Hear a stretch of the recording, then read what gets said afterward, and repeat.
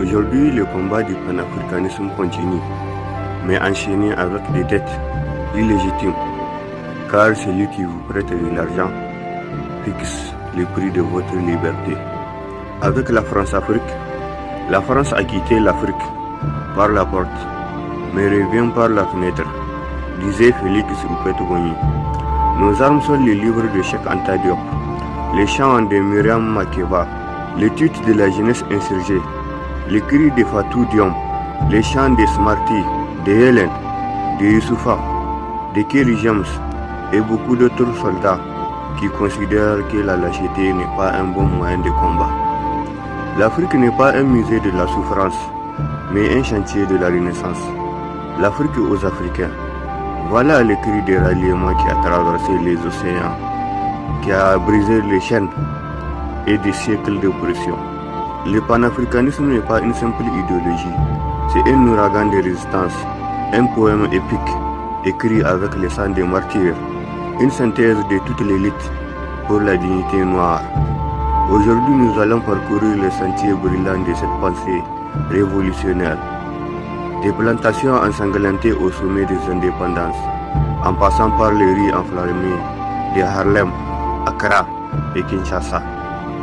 Nous invoquerons les esprits de Marcus Garvey, de Kwame Nkrumah, de Thomas Sankara, de Patrice Lumumba et tant d'autres guerriers qui ont transformé l'espoir en armes, les rêves en manifeste, le désespoir en espoir, bref, le pessimisme en optimisme.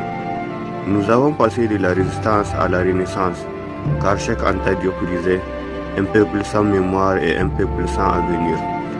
Le panafricanisme est né dans les entrailles de la souffrance, là où les fers de l'esclavage tentaient d'effacer jusqu'au souvenir de la terre-mère. Mais comme le phénix, l'Afrique s'est réveillée de ses cendres. Toucher l'ouverture en Haïti a prouvé que la liberté ne se mendie pas, elle se prend.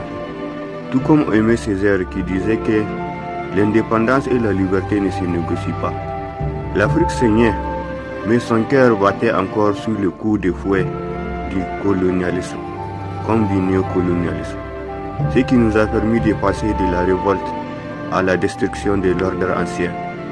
Car les palais des rois sont bâtis sur des ossements. Qu'un vent de révolte les réduise en poussière. Leur pouvoir est un cristal, et nos colères sont des marteaux. Les vieux mondes tremblent comme un arbre pourri. Une dernière poussée et il s'effondrera. Leurs lois sont des chaînes rouées. Un bon coup et